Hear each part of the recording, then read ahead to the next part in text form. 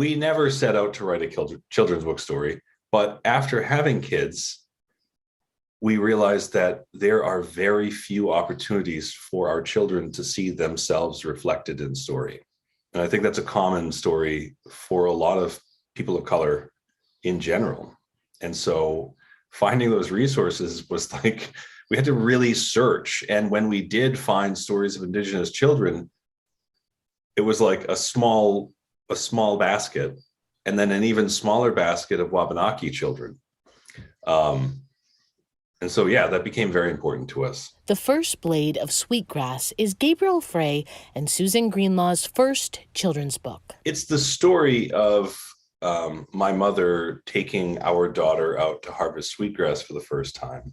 But the inspiration really came from a lot of Indigenous harvesters' stories. It was also important to tell a story that resonated for our community. So it wasn't a story that felt foreign or different or transformed in ways that made up. People didn't see themselves. That it was really a story about a practice that's been happening for generations. I think it's really a love letter to our community. Sweetgrass grows on salt marshes and is significant to Wabanaki culture. Frey harvests and uses it in his own creations. We use it in our artwork and in our baskets, but we also use it in ceremony as well. It's considered one of the 4 sacred herbs that is really about spiritual medicine. In the story, the young girl Musquan, named after the couple's daughter, learns from her grandmother, you never take the first blade of sweetgrass you find. It's a tradition. You'll never take the last if you never take the first. We always say when you do something, make sure there's enough left for 7 generations ahead of you. So that is both a nod to people, so that 7 generations ahead of you can continue to harvest the same thing. But that also means that there's at least enough of sweetgrass for 7 generations. So 7 generations of sweetgrass need to be there as well. Woven in the story is a rich thread of proud cultural heritage and conservation that Frey and Greenlaw hope will resonate with all children.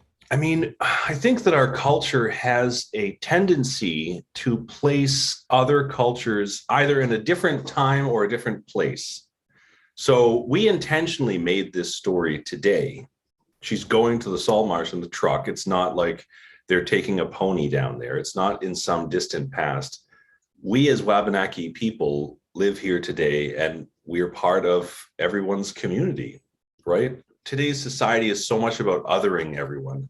And we're here, and our kids deserve to feel just as recognized within that, and to have their peers understand them through books. How have your daughters received the book? Musquin was pretty excited about having her be the central character, to have a book with her name in it, and Ella Musted as well, our youngest.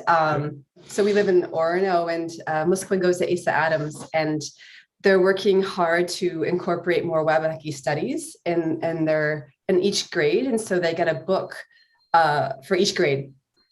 And a teacher told me recently that Musquin offered to sign them. Yeah. When all of the classes got their books, Musquin came up to one of the teachers and said, "If you want me to sign your book, I'll be happy to do it." Yeah. So what was your favorite part of working together or working on the book? I really loved how Suzanne created these beautiful moments of expression, like the phrase, "the thin whine of mosquitoes drifted away." That is such a visceral description of what happens when you start harvesting sweetgrass and you get below the sort of sweltering air and you're closer to the earth and everything sort of drifts into the background. I really loved working with Gabe, and I really loved the friction we had, honestly. And our marriage, it's just a marriage is something that's really beautiful, and you don't really understand a full marriage until you're in one, I guess. And so the friction that we had in writing and how we overcame them, I look back and think that was a really beautiful moment. Yeah. Because it wasn't easy to...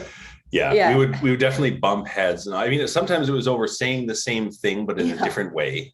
I think it helped us communicate better. Yeah. The book was illustrated by Nancy Baker. Frey and Greenlaw are currently working on 2 more children's books. They say they're continuing to experience those lovely friction points as they work.